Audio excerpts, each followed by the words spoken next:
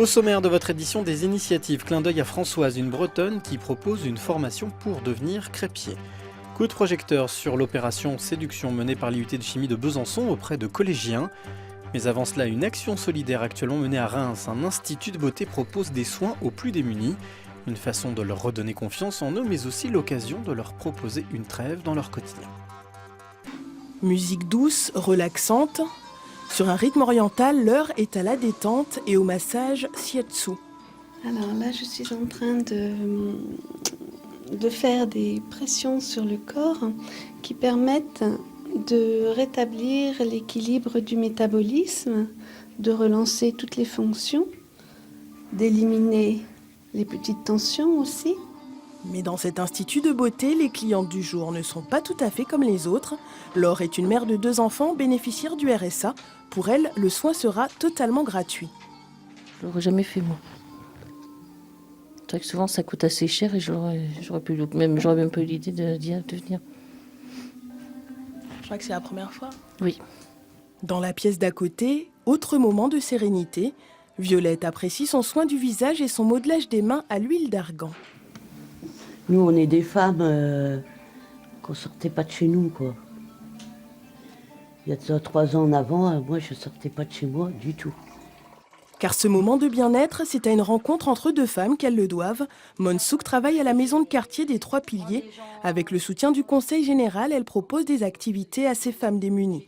Mais Monsouk est également une cliente d'Anan Canivez, la responsable de cet institut. Anan m'a fait part de son souhait de s'ouvrir sur l'extérieur. Elle pensait beaucoup aux personnes malades, notamment atteintes du cancer du sein, et par la suite à tout type de public fragilisé.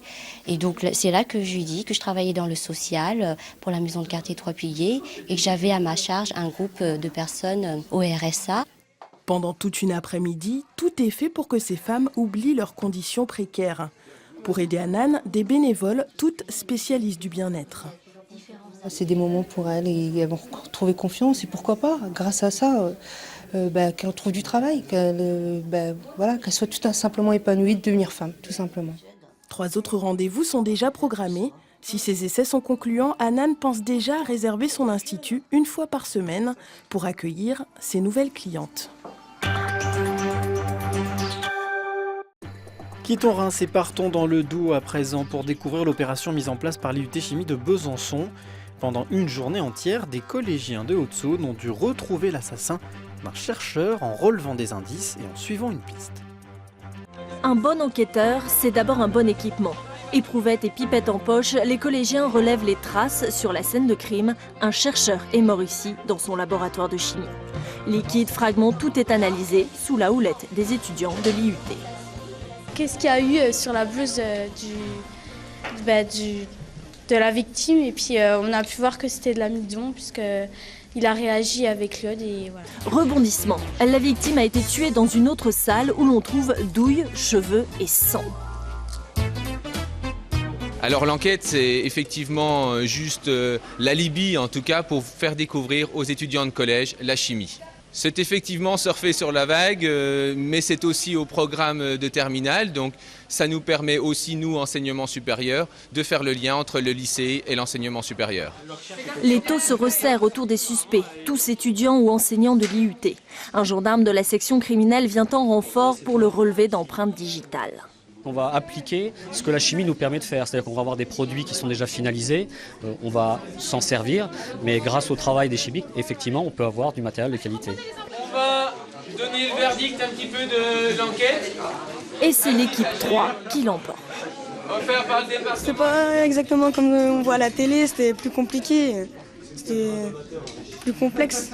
Allez, on le dit, Rémi est coupable. Il a empoisonné et tiré sur son collègue pour un produit miracle sur colorant à pommes de terre, le tout avec une perruque blonde. C'était facile. Si vous ne le saviez pas, Mardi Gras, c'est fini. Et qui dit Mardi Gras dit crêpes, une spécialité bretonne qu'une Nantaise enseigne à des stagiaires. Ils viennent de toute la France ou de pays voisins pour apprendre la fabrication. Objectif, devenir à leur tour professionnels. Souple, ton poignet. Non, doucement. Écarte tes paluches, écarte. La technique peut surprendre, mais c'est un des petits secrets de Françoise. Dans son école, les stagiaires doivent plus que jamais mettre la main à la pâte. Je la prends, j'aide à lever, je viens ici, je la récupère et je tire pas ma spatule en arrière. Sens du détail, du geste, rien n'échappe à cette ancienne crêpière. Il y a 6 mois, elle a fermé son restaurant pour se consacrer à la formation et les demandes affluent. 6 à 9 stagiaires chaque semaine, souvent des reconversions comme Isabelle, qui après 20 ans dans le tourisme, apprend depuis hier à maîtriser la fonte du bilic breton. Il faut s'exercer surtout sur l'étalage de la crêpe. Pour moi, c'est ce qui est le plus compliqué pour que la crêpe soit bien ronde, sans trou. Quand on aura fait 90 000, ça ira. Si cette formation peut être subventionnée, Samy, lui, a choisi de l'autofinancer. 540 € la semaine pour pouvoir monter dès avril un camion crêperie dans sa ville. J'ai fait le choix de venir ici parce que c'était une formation pour moi vraiment plus complémentaire et qui m'apportait vraiment les connaissances, le terroir. Et c'est un truc que j'ai envie d'exporter vers Paris. Voilà, tu la lèves comme ceci, à la main directement et on le voit, elle est cuite. Le secteur embauche et la renommée de l'école attire même de futurs crêpiers au-delà des frontières habituelles de la galette. Je capte des stagiaires qui viennent du monde apprendre la galette bretonne. Donc mon idée initiale, c'était de faire des galettes du monde aux clients locaux. Et aujourd'hui, on a inversé la tendance. C'est les gens du monde qui viennent à l'école des galettes du monde en pensant trouver plus de compréhension peut-être qu'un thème unique des galettes bretonnes. Les formations sont complètes jusque fin avril. Le succès est tel que Françoise va même monter une nouvelle galette académie dans la région parisienne.